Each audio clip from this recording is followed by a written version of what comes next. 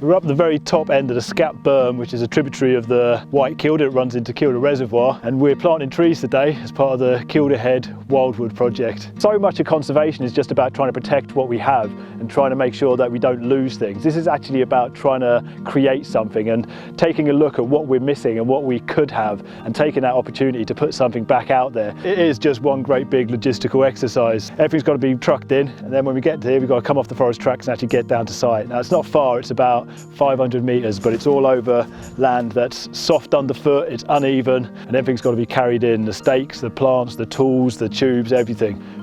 2 years ago we had a group of volunteers went out and they collected seed from local trees, and these seeds then went off to a nursery where they were propagated into little saplings, and they've come out with their soil plugs and we're planting those plugs today.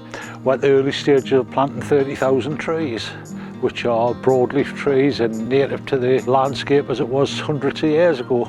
The process is pretty straightforward. It's make a hole, drop the plant in there, tamp it down, put a guard around it, and then put a stake in to keep that guard up.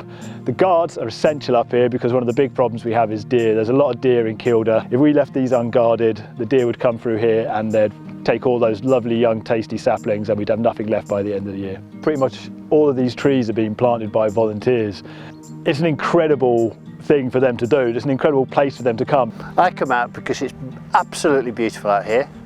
I come out with a van full of idiosyncratic people who enjoy doing lots of hard, heavy lifting for nothing at all other than the surroundings and the company they're with. It's just, you're putting something back into the environment. It keeps you fit, it keeps you doing things, and it's actually good fun. Fresh air, good company, doing something worthwhile. It's great just getting out here, out into the wilderness essentially, and just getting away from the city, getting some fresh air, a bit of physical exercise. So seeing the ideas that I've talked about while I've been doing my degree, and also seeing those in practice and seeing how it actually works, and in a few years we'll be able to see the final product.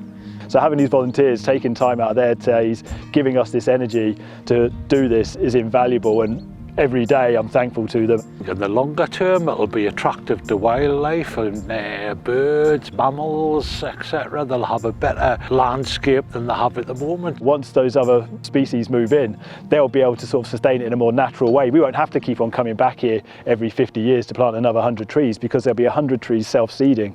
There'll be hundreds and hundreds of different species coming in here and breeding. It'll become something that we can just enjoy as opposed to having to work this hard to do it.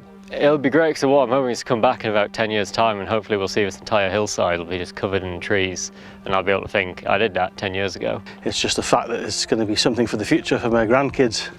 This will become something that we could say, look, we did that. And not only did we do that, people looked at it and said, you know what, why don't we do that? We can try something like that. It's a fairly straightforward procedure, planting some trees, but the ramifications for it are huge in terms of what it will mean in 100 years' time to other people who use this landscape.